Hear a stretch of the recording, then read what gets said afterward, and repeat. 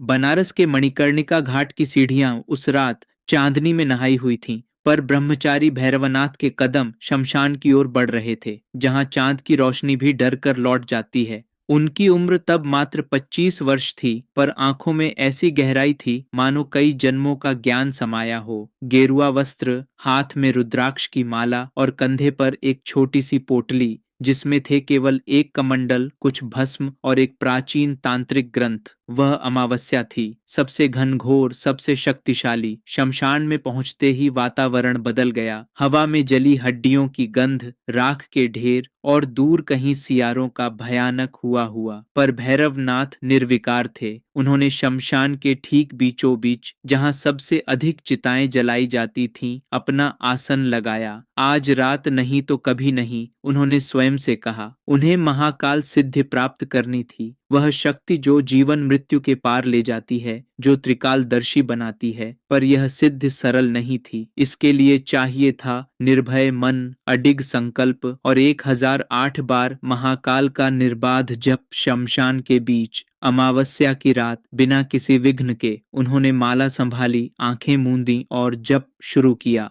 रात के पहले प्रहर में सब शांत था, केवल उनका मंत्रोच्चार, केवल माला के दानों की खटखट। पर दूसरे प्रहर में कुछ बदलने लगा। हवा ठंडी से बर्फीली हो गई। भैरवनाथ की सांसों से भाप निकलने लगी, पर उनका जप नहीं रुका। तभी थक थक थक, किसी की पायल की आवाज पास आती हुई, बहुत पास। भैरवनाथ ने आंखें नहीं खोली। महाकाल महाकाल।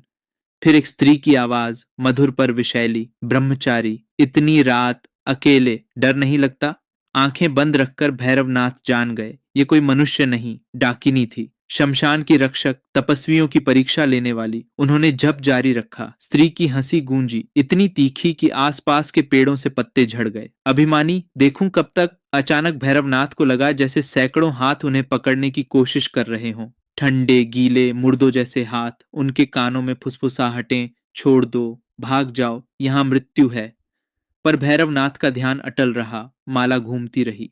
तभी सामने की राख हिलने लगी। उसमें से निकला एक विकराल रूप, आधा जला शव जिसकी आंखों से आग बरस रही थी। शमशान का वेताल, साधक, तेरी हिम्मत की दाद देता हूं, पर यह सिद्धि तेरे वश की नहीं। लौट जा, नहीं तो। भैरवनाथ ने पहली बार आंखें खोली।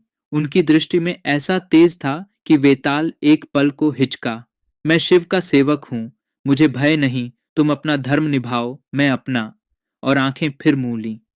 वेताल गरजा, पर कुछ कर न सका। शमशान का नियम था, जो निर्भय हो उसे बाधा नहीं दी जा सकती, केवल परीक्षा ली जा सकती है। तीसरे प्रहर में परीक्षाएं और भयंकर हो गईं। भैरवनाथ के चारों ओर अग्नि की लपटें उठने लगीं, पर वे भ्रम थीं। फिर दिखा कि उनके माता पिता चिता पर लेटे हैं, मदद के लिए चीख रहे हैं। भ्रम है, मैं जानता हूं। जब चलता रहा। फिर दिखा कि स्वयं काली मां प्रकट हुई हैं, क्रोधित, उनकी तपस्या से अप्रसन्न। भैरवनाथ मुस्कुराए। मां, यदि सचमुच आप हैं तो मैं धन्य हूं, यदि भ्रम है तो आप मुझे क्षमा करेंगी। और जप जारी रहा। सारी रात यूं ही बीती। हर प्रकार का भय, हर तरह का प्रलोभन, पर भैरवनाथ अडिग रहे।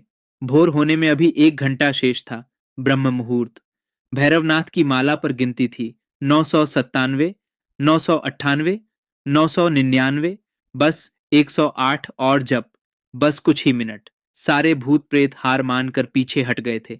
शमशान में एक अजीब शांति छा गई थी। तभी दूर से आवाजें आईं, मशालों की रोशनी। कुछ लोग किसी को लेकर आ रहे थे। भैरवनाथ ने आंखें नहीं खोली। अंतिम जप, बस अंतिम जप। जल्दी करो, सूरज निकलने से पहले दाह संस्कार हो जाना चाहिए। किसी बुजुर्ग की आवाज। बेचारा, इतनी कम उम्र, सर्पदंश से। किसी स्त्री का रुदन। भैरवनाथ का ध्यान भंग होने लगा। वे समझ गए, किसी बालक का दाह संस्कार होने वाला है। नहीं, अभी नहीं, बस कुछ मिनट।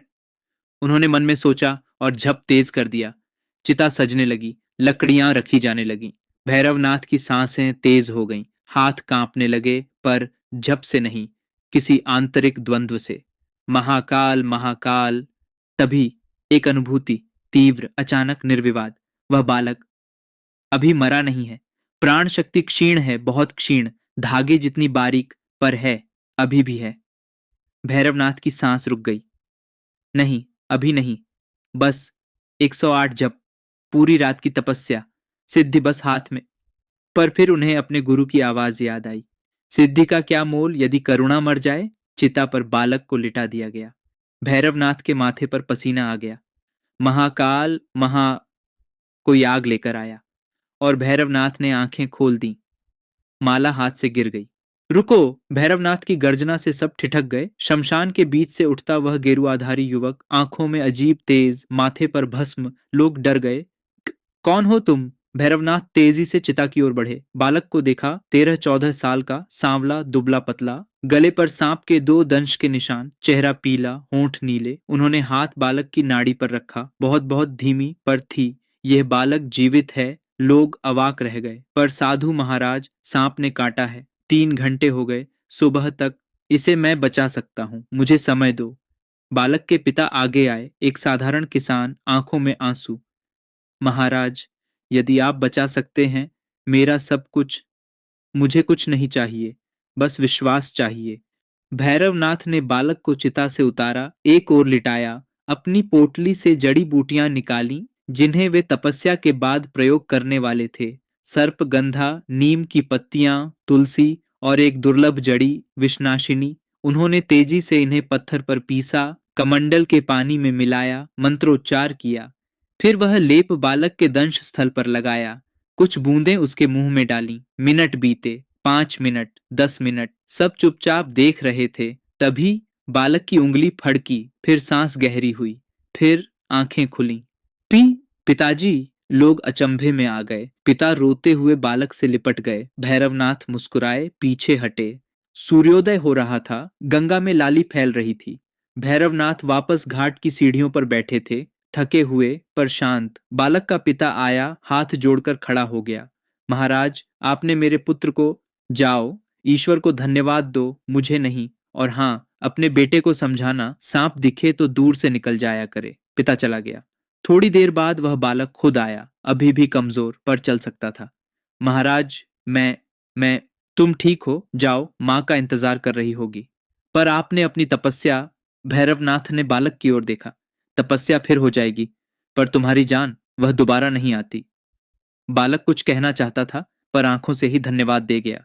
भैरवनाथ अकेले बैठे रहे। आकाश में सूर्य चमक रहा था, गंगा बह रही थी, जीवन चल रहा था और उन्हें एहसास हुआ शायद आज उन्हें असली सिद्धि मिल गई थी। वह सिद्धि जो किसी ग्रंथ में नहीं लिखी, करुणा की सिद्धि। वे मुस्कुराए, उठे और गंगा में स्नान करने चले गए। शमशान खाली पड़ा था, पर उस जगह पर जहां भैरवनाथ ने तपस्या की थी, वहां रुद्राक्ष के दाने बिखरे पड़े थे, चमकते हुए, जैसे स्वयं महाकाल की स्वीकृति हो।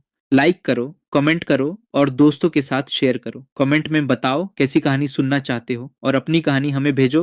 शायद अगला एपिसोड हॉरर हंट पे तुम्हारी ही कहानी हो।